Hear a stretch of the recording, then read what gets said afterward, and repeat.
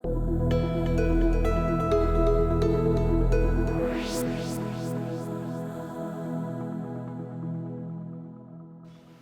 welcome to the stage Kathy Burr, Nota Begay, and Suzanne Thompson.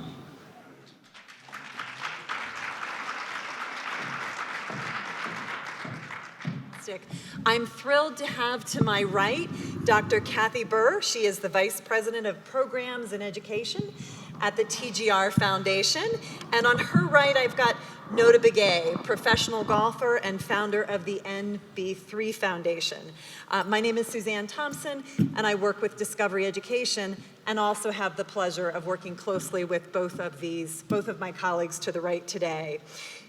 Now, Nota and Kathy, in your work to support education and to impact particularly under-resourced communities, you've both tapped into a variety of organizations, including Discovery Education, to make an impact. And you've created some unlikely partnerships along the way. Can you both share why impacting education was important to the two of you to address equity and access, and in some cases, some employability skills as well?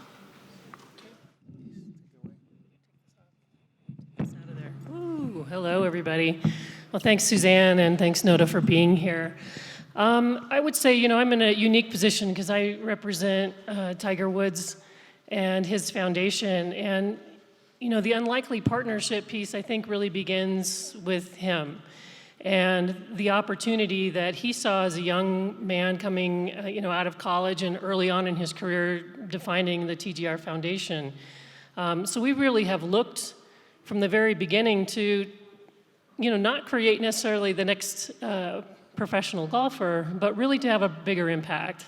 The TGR Foundation is born out of Tiger's mission of trying to reach as many children as possible all over the world, and giving them an opportunity to have resources available to them like he would have had as a young boy. So our unlikely partnerships span everybody from working with Discovery Education to working with local school districts, institutes of higher education, business and industry partners as well.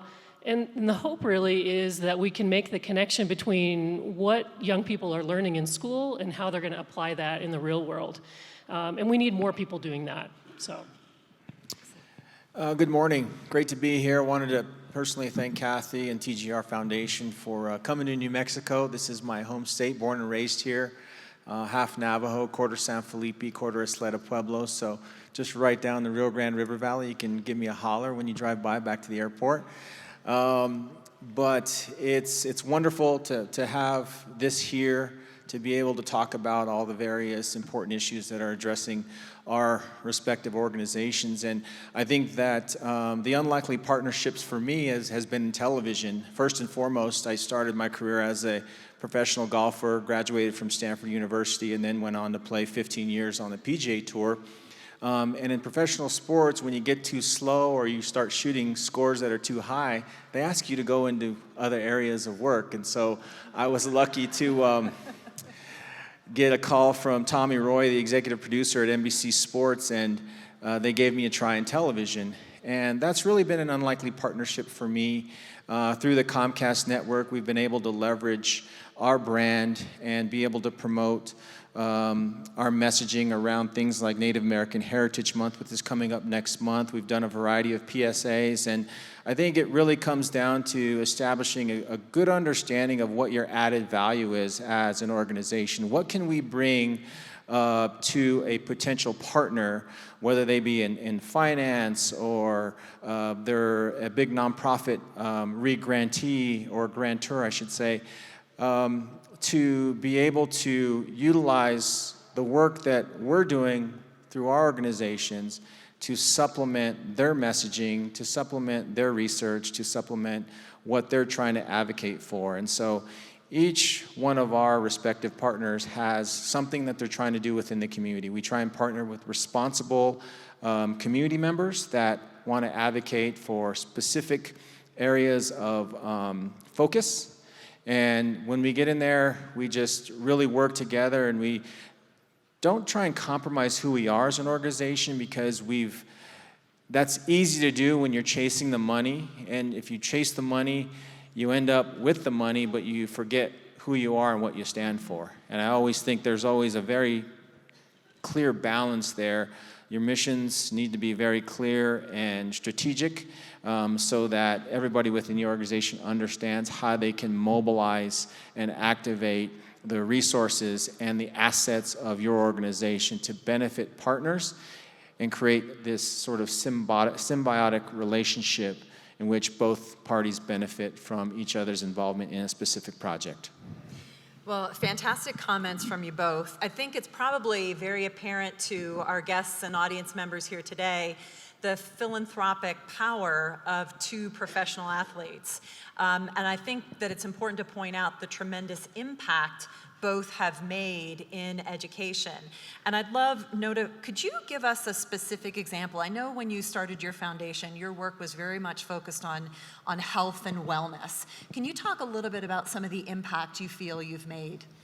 Well, it's just more on the education front, in trying to just equip these young kids. We initially started to focus on type 2 diabetes, and for those of you, a lot of you look really young in the audience. It used to be called adult onset diabetes because it happened past the age of 30. Then we started to see more and more cases of type 2 diabetes occurring in younger age groups that got into the teens, and now we're seeing kids as young as 10 or 12 being predisposed to chronic illness through just not a lot of access to the appropriate information and nutritional opportunities that many other families have in this country. And so we've really tried to just help level the playing field just by making sure that they're aware of the value of consistent education. We provide grassroots programming. We run a cross-country program, soccer program, golf program, to get kids just active, and that's a no-brainer. But then along with that, we supplement them with leadership, with nutritional values, and through strategies that they can implement through the circumstances that they're facing within their own community. I think that is a key component to any of you out there that are working with at-risk kids, is that it's tough unless you've grown up there to see it from their perspective. I grew up on reservations. I understand what poverty looks like. I understand what having no heat, no hot water, having to put a big pot of water on the stove to boil just so I could take a hot bath before school. So I can identify with. So I think it's important to always take a little bit of time to put yourself in the shoes of the people that you're working with so that you're serving their interests and not what you feel you think their interests are. And that's, I think, what consolidates the partnership between organizations that are represented in this room and the communities that they serve. Thank you very much. And Kathy, a similar question on behalf of the TGR Foundation. I know one of the specific areas of focus in your work is STEM education. And we've talked about, in many of the other sessions today, the concepts of employability and the workforce gap. Can you talk a little bit about your work and the impact you've made in STEM? Sure. So we began with TGR Foundation when I was hired. It's been 15 years now, really trying to help young people make connections between the classes they take and how they use that in their future. But kind of to piggyback a little bit on what Nota's saying, we didn't pick STEM because it was Tiger's favorite subjects in school. That was not why we went into STEM. And we didn't pick STEM because it was a cute catchphrase or anything like that. We met with kids and we talked to them about school, and we asked them, what's going on in school? What do you like about it? What are the challenges that you see in your classroom? And the number one thing they talked about was the opportunity to be creative and the arts. And the second thing they said, which was the very first subject area, was science. They really felt like in science they didn't have an opportunity to set up an experiment and actually see it through to fruition, because by the time the class period was over, you had to put everything away, so there wasn't any chance to do that. So early on in our work, what we tried to do was work with business and industry to look at different career fields that encompass STEM and give young people an authentic, real-world learning experience through our learning labs. We have our main lab is in Anaheim, California, and then we have several around the country as well. And we've had quite a bit of success. We've seen several, almost 100, over 100,000 that have come through our learning labs themselves. And through the partnership with DE, we can proudly say we reached over 1 million youth around the country as a result. And we post lesson plans, easy things that teachers can use, whether you're in a school classroom or out of school. We really tried to make it something that would be applicable to where you're coming from and easy to use. And then finally, we had so much success, we realized that we have a responsibility to give back to the teaching workforce. So we came up with TGRF Create, which is our professional learning arm. We're actually, a little plug, we're presenting tomorrow here at Close It.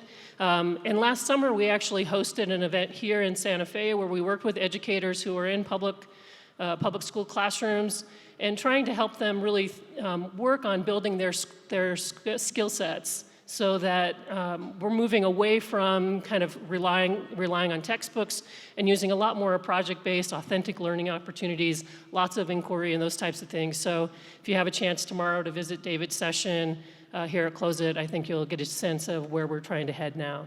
Fantastic, Kathy, thank you so much. And it's an incredible honor for us at Discovery Education to be able to support this work, whether that's through creating digital content or helping scale initiatives, or making sure we find really genuine avenues for this great work into schools all around the world. In our last few minutes, Noda, if you had we have an amazing audience in front of us, educators, K-12, higher ed, nonprofit, corporate partners. If you had a piece of advice for them on why the power of creating unlikely partnerships, what would that be? What would you want them to get engaged with or to do as a result of today? I think it's important in order to have a 360-degree view of a lot of the issues that we're facing, is to try and bring in as many perspectives as possible. People that might disagree with me on certain things are extremely valuable on boards. They're extremely valuable on some of the committees that we establish to sort of implement strategies, develop models that sort of we feel might be a little bit helpful to some of the programming that we're developed.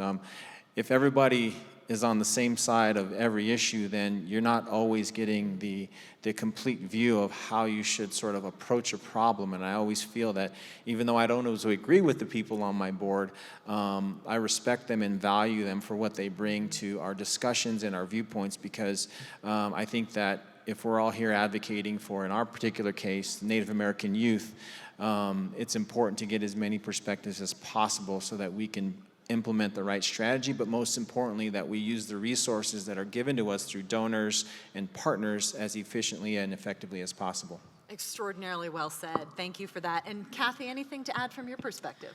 Yeah, so yes, I want to answer that question. I think we have a unique opportunity here at Close It. There are a lot of us that come from different backgrounds and reflect different interests. But right now, today, in classrooms all over this country, kids are suffering and they're not getting the education they need to be successful. We've heard it all morning through some of the presentations that are here. If you want to make change, you need to figure out how you're going to build partnerships. Build partnerships with the people that make sense to you, and even the people that don't make sense to you today and throughout the weekend. I've been working my whole career. I'm a career educator as well. I honestly believe in the power of partnership. And if you need somebody that's different and a good thinker to come to the table, you know, come and talk to us. We want to work with you. We want to do things that are different. It's not about the money. It's about collecting the intellectual capital of the people that are here in this room and doing something with it. Stop throwing money at problems. Do something with it. Well, I think that is an ideal note to end on, and we certainly encourage all of you to come see us after the session today. The TGR Foundation has a table in the back of the room. We would love to talk with you, find some synergies, find some opportunities to make an impact and take action together. Thank you so much for your time today. We're so grateful and hope that you have an amazing conference.